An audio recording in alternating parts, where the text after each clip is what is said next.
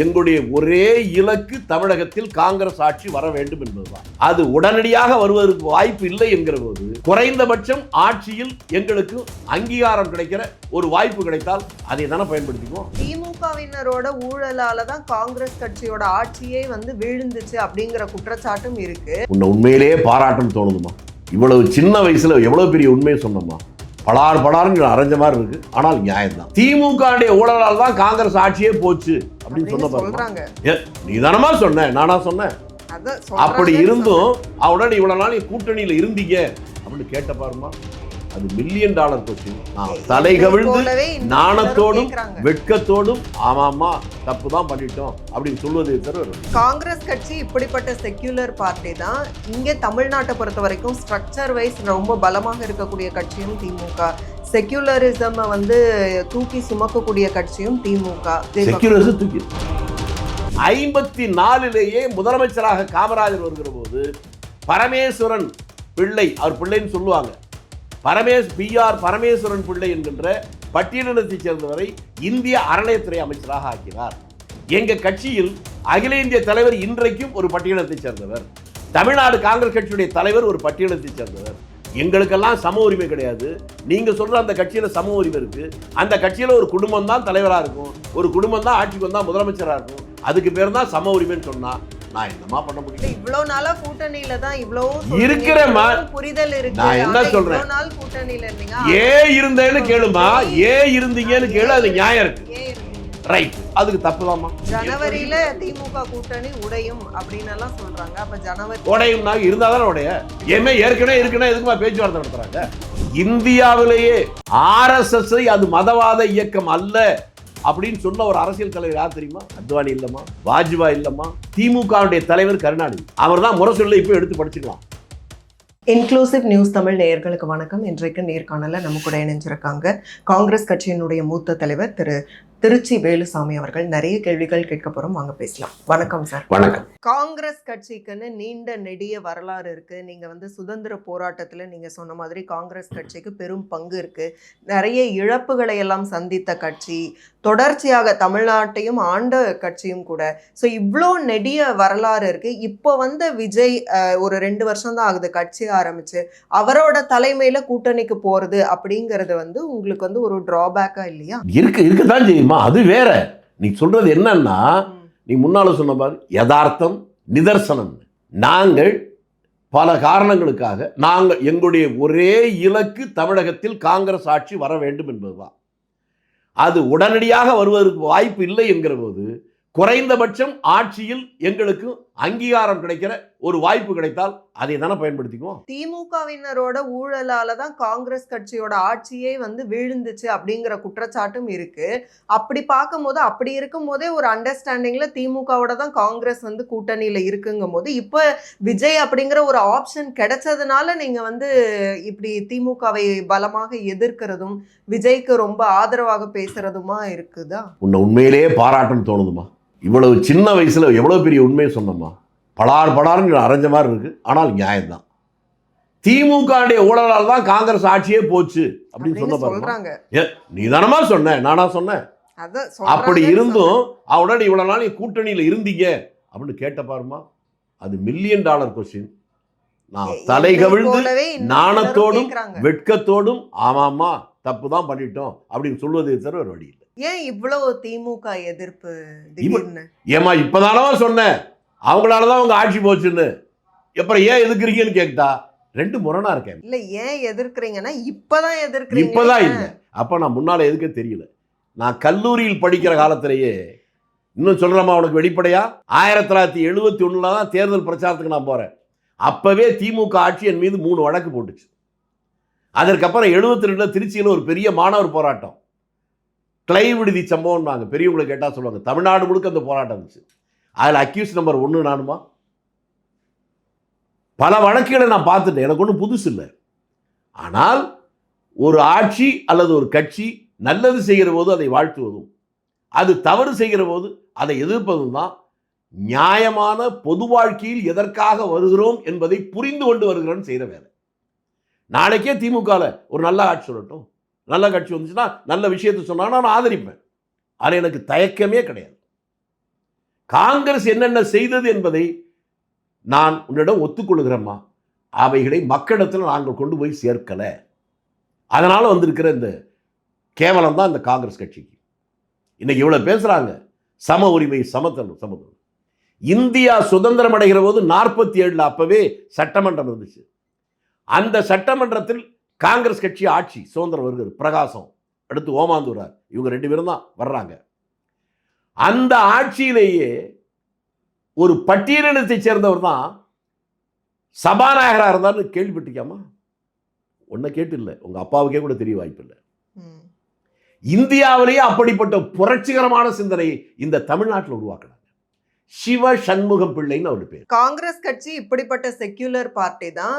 இங்கே தமிழ்நாட்டை பொறுத்த வரைக்கும் ஸ்ட்ரக்சர் வைஸ் ரொம்ப பலமாக இருக்கக்கூடிய கட்சியும் திமுக, செக்யூலரிசம் வந்து தூக்கி சுமக்கக்கூடிய கட்சியும் திமுக. அப்புறம் ஏன் வந்து விஜய் செக்யூலரிசம் தூக்கி? நான் என்னமா சொன்னேன், சொல்றதை நீ கேட்கவே மாட்டீங்கம்மா. நான் சொல்லும் போதே மறுச்சேன். காங்கிரஸ் கட்சி அவங்க என்ன சொல்றாங்க? சம உரிமை, சமத்துவம் சொல்றாங்கல்ல. செக்யூலர் அதானமா சொல்றேன். ஜாதியை கடந்து பகுத்தறிவு சொல்றீல்ல. அதுக்கு தான் நான் முதல்ல சொன்னேன். 47 சுதந்திரம் அடைகிற போதே தமிழக சட்டமன்றத்தில் காங்கிரஸ் ஆட்சியில் இருக்கிற போது பட்டியலினத்தை சேர்ந்த சிவ சண்முகம் பிள்ளை சபாநாயகராக இருந்தார். இந்தியாவிலேயே முதலாக வேற முதல் மந்திரி கூட வேற வர முடியும்.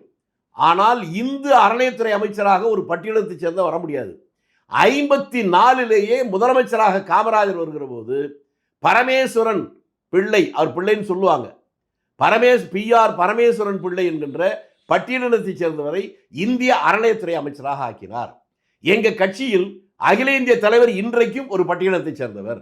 தமிழ்நாடு காங்கிரஸ் கட்சியுடைய தலைவர் ஒரு பட்டியலினத்தை சேர்ந்தவர். எங்களுக்கெல்லாம் சம உரிமை கிடையாது. நீங்க சொல்ற அந்த கட்சியில சம உரிமை இருக்கு. அந்த கட்சியில ஒரு குடும்பம் தான் தலைவராக இருக்கும், ஒரு குடும்பம் தான் ஆட்சிக்கு வந்தா முதலமைச்சராக இருக்கும். அதுக்கு பேர் தான் சம உரிமைன்னு சொன்னா நான் என்னமா பண்ண முடியும்? அந்த கட்சியில தலைவரா நாளைக்கு மாற்றிட்டு ஒருத்தர தெரியுதா? இல்லம்மா, எப்பவுமே தெரியுது.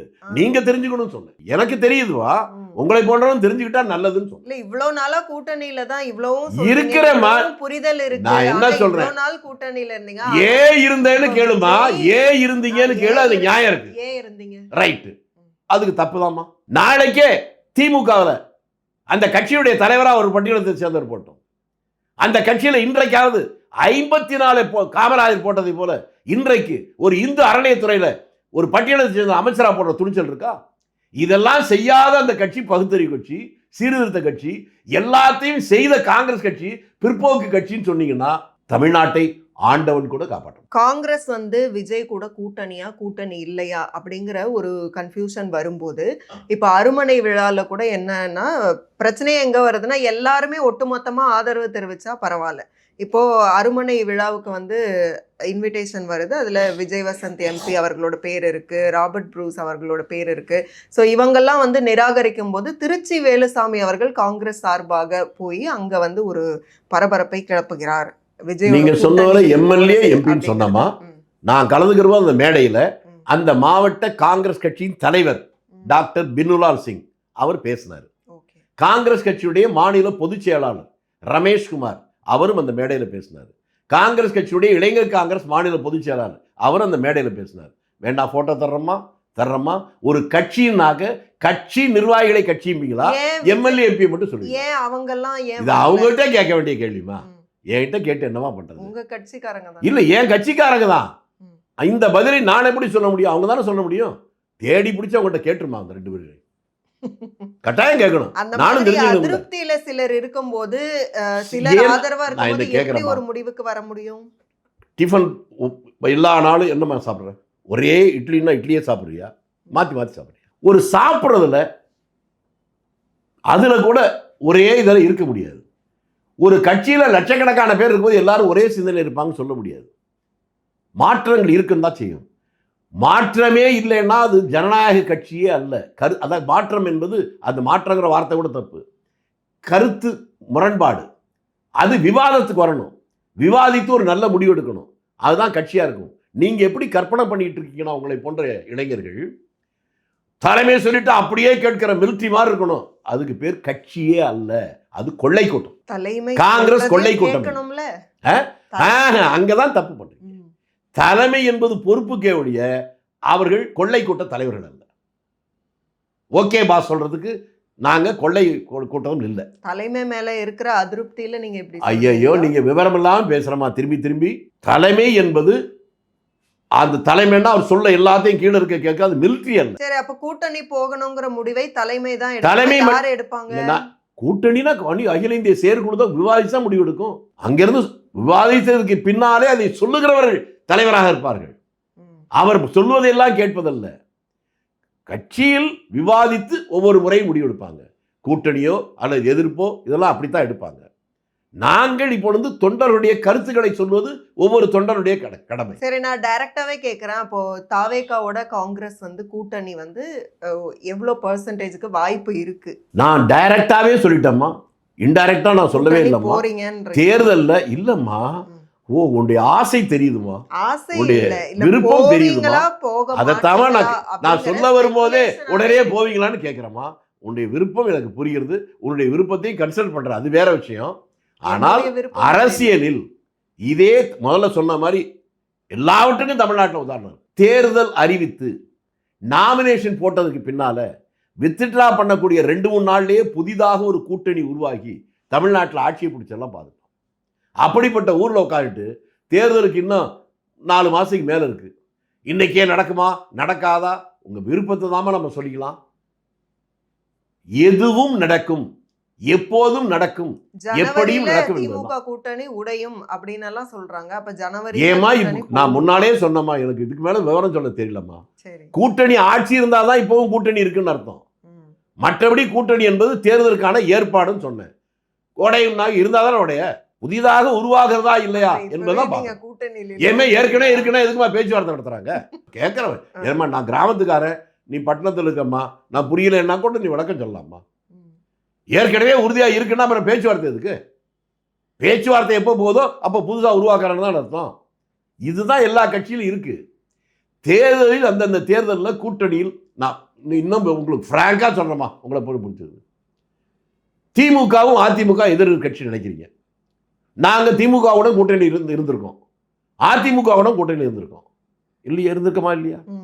அதே போல அவங்களும் எங்க கூட வந்திருக்காங்க, பிஜேபி கூட வந்திருக்காங்க. அதுதான் முக்கியம். நீங்க சொன்னீங்க மத சார்படுத்தல உறுதியா இருக்காங்கன்னு.